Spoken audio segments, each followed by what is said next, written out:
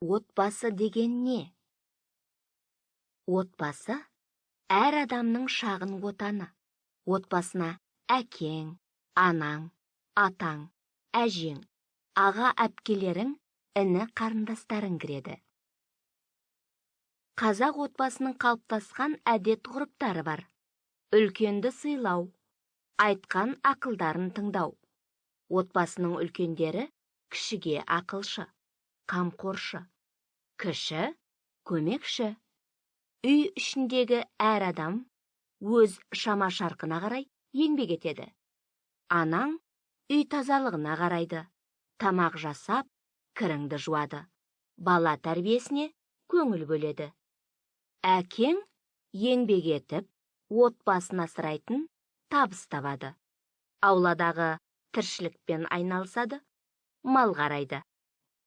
Атаң мен әжең барлық іс-әрекетке басшылық жасап, ақыл кеңес береді.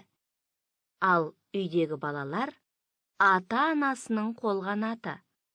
Олар шамасына қарай бір-біріне көмек береді. Дастархан әзірлігіне, үй тазалығына, аула тазалығына көңіл бөледі. Сен не істей аласың?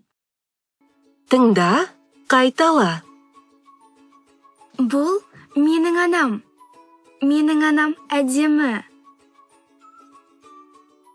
Мен анамды жақсы көремін. Суретке қара. Тыңда, үлгі бойынша айт. Бұл менің інім. Мен інімді жақсы көремін. Тыңда, отбасы туралы айт. Бұл менің отбасым. Бұл менің әкем. Оның аты Әділбек. Ол күшті. Бұл менің анам. Оның аты Жансая. Ол әдемі. Бұл менің інім. Оның аты Айдар. Ол ақылды. Мен отбасымды жақсы көремін. Бұл кімнің отбасы? Менің отбасым. Бұл менің отбасым.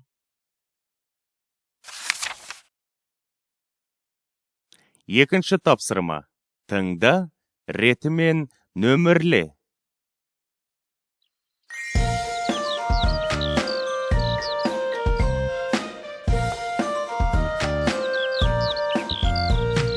Шырылдап боз торғайы, жайқалған көк тоғайы, ата-әжемнің ауылын үнемі сағынамын.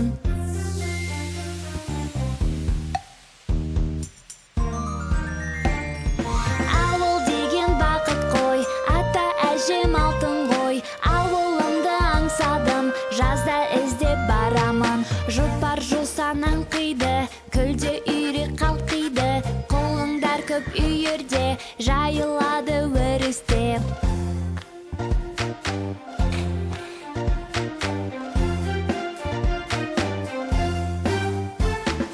Ауыл деген бақыт қой, ата-әжем алтын қой, ауылымды аңсадым, жазда іздеп барамын. Шөлдегенде әжемнің аққымызын ішемін, қамшысын мен атамның алып атпен шабамын. Ауыл деген бақыт қой, ата-әжем алтын қой, ауылымды аңсадым, жазда іздеп барамын. Дала жасыл текемет, суы мөлдір керемет, күнбағыс пен жүгері, күн сияқты сап-сары.